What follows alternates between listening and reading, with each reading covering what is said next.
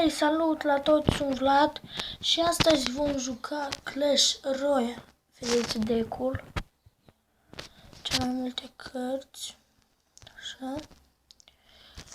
Se donez acum.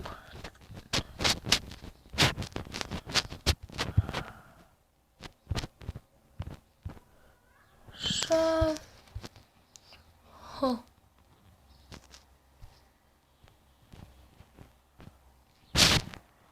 Am donat Skeleton Army și acum vom juca. Sunt arena 7. Jucăm cu Flor 8.8.0. Ne vede cineva. Voi începe cu acestea și... Oh, nu!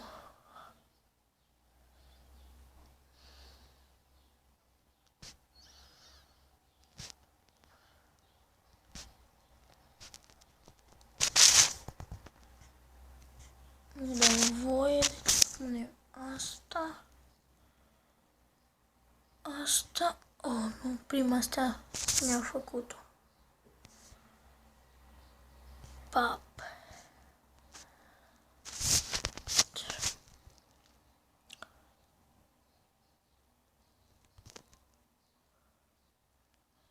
Cu level 8 jucăm. Nu iar.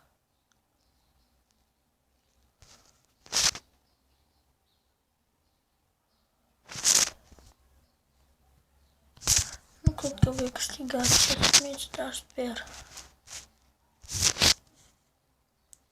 Așa și așa. Pam. I-a făcut puțin. Pregătesc Skeleton Army. Pap. Cred că voi pune alt deck.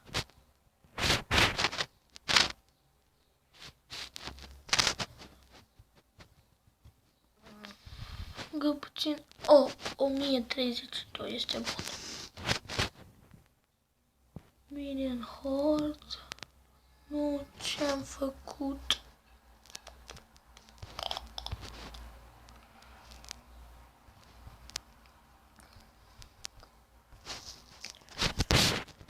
Punem Barbarian. Elite Barbarian. Punem Zap. Și putem să facem astea. Da, i-am făcut-o.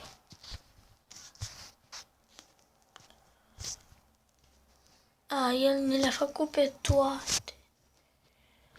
Am pierdut acest meci.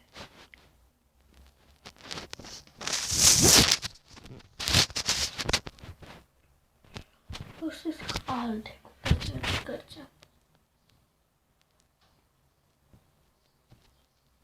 Legendare 3, Infernul Dragon, Legendara Haul. Era un deck bun. Oh, deck-ul acesta îmi place. Vom juca meciul acesta și vom vedea rezultatul.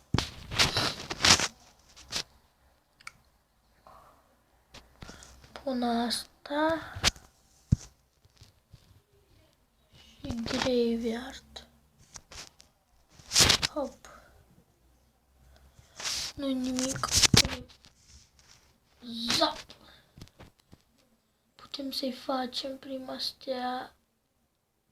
Încă puțin. Îmi place decorul acesta. Pregătim Horde Rider. Oh, nu pregătim Horde Rider. Punem Skeleton Army. Horde Rider.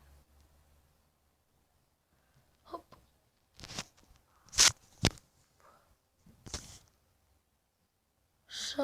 Așa. Da. I-am făcut prima stea, acum mergem pe a doua. Nu vreau să fac a treia deodată.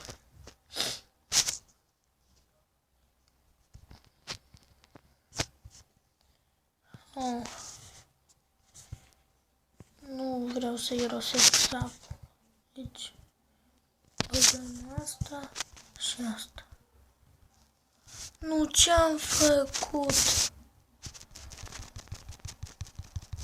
Oh, da, merge. Am făcut și a doua stea. Și acum a treia o facem. Cred că va pierde. Punk. Pregătim asta și gata. Am câștigat.